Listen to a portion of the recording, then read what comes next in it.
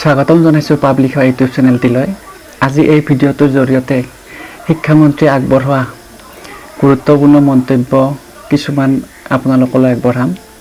মানে আগন্তুক হ'ব লগা মেট্ৰিক পৰীক্ষা বা স্পেচিয়েল টেট বা হাইস্কুলত হ'বলগীয়া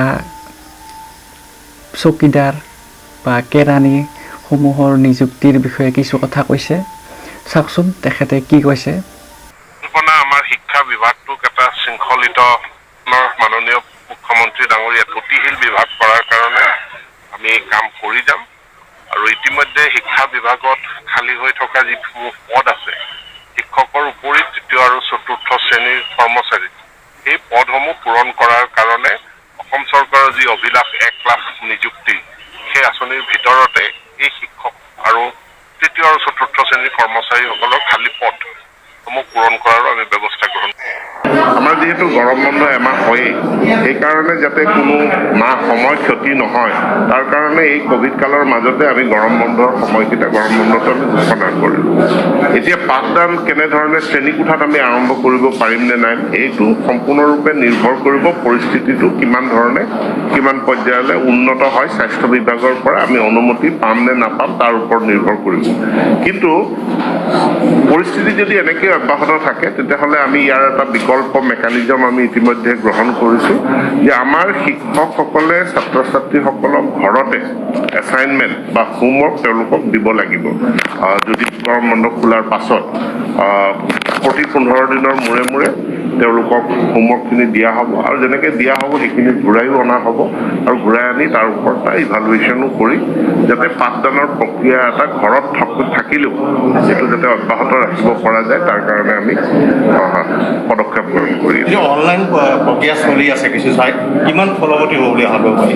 অনলাইনটো বিকল্প নহয়, সেইটো চলিউশ্যন নহয়, সেইটো এটা এডিশ্যন হ'ব পাৰে যে আমাৰ অফলাইন যি শ্ৰেণীকোঠাৰ পাঠদান, সেই পাঠদানৰ উপৰিও ছাত্ৰ ছাত্ৰীসকলৰ লগত এটা যোগাযোগ ৰখা, তেওঁলোকক এছাইনমেণ্ট দিয়া বা তেওঁলোকৰ পৰা মানে এছাইনমেণ্টবিলাক সংগ্ৰহ কৰা, ইয়াত এটা অনলাইনটো এটা ওপৰঞ্চি সংযোজন হ'ব পাৰে, ই বিকল্প নহয়। গতিকে আৰু অনলাইন সকলোৰে কাৰণে উপলব্ধও নহয়, কিন্তু আমি যথেষ্ট শিক্ষা বিভাগক ডিজিটেলাইজ কৰিম, পাঠদান প্ৰক্ৰিয়া আমি ডিজিটেলাইজ কৰিম। তাৰ অৰ্থ এইটো নহয় যে শ্ৰেণীকোঠা বিলুপ্ত হৈ যাব। গতিকে আনুষ্ঠানিক শিক্ষা সি থাকিবই, শ্ৰেণীকোঠা থাকিবই।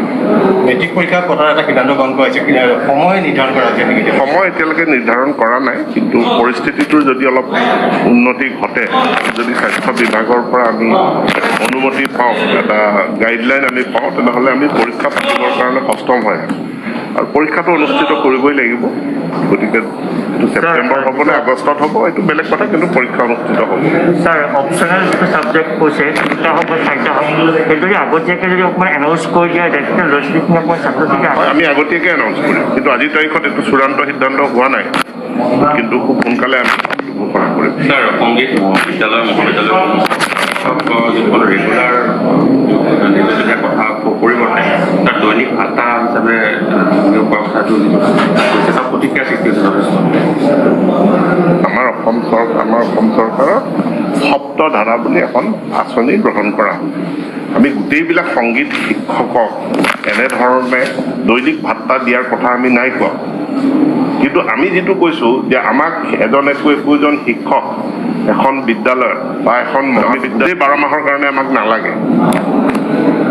তাৰ এটা ওপৰঞ্চি 2টা বা 3টা ক্লাছ ল'ব লাগে। সেই 2টা বা 3টা যিটো ক্লাছ ল'ব লাগে, তেতিয়া সেই ক্লাছ লোৱাৰ কাৰণে আমি এজন ৰেগুলাৰ শিক্ষক নিদি এই সপ্তধাৰাৰ অধীনত যিটো আউটচোৰ্চিং কৰা বুলি কয়, আমি শিক্ষক বা হিউমেন ৰিচোৰ্চ আমি আউটচোৰ্চিং কৰাৰ কথাহে কৈছোঁ। শিক্ষকসকলৰ ভাত্তা মানে দৈনিক ভাত্তাত শিক্ষক নিযুক্তি দিয়াৰ কথা আমি নাই কোৱা। স্পেচিয়েল টেট আমাৰ সকলোখিনি প্ৰস্তুতি সম্পূৰ্ণ হৈ আছে। যিদিনাখনে পৰিস্থিতিৰ উন্নতি ঘটিব, আমাৰ স্পেচিয়েল টেটটো অনুষ্ঠিত হ'ব। শিক্ষা বিভাগতে যথেষ্ট সংখ্যক নিযুক্তি হ'ব। ইয়াৰ কাৰণে এখন কেবিনেট ছাব কমিটি হৈছে। কেবিনেট ছাব কমিটিখনে সকলো বিভাগৰ পৰা কিমান খালী পদ আছে আৰু কিমান প্ৰয়োজনীয় পদ সৃষ্টি কৰিবলগীয়া আছে, সেইসমূহ তালিকা প্ৰস্তুত কৰিছে।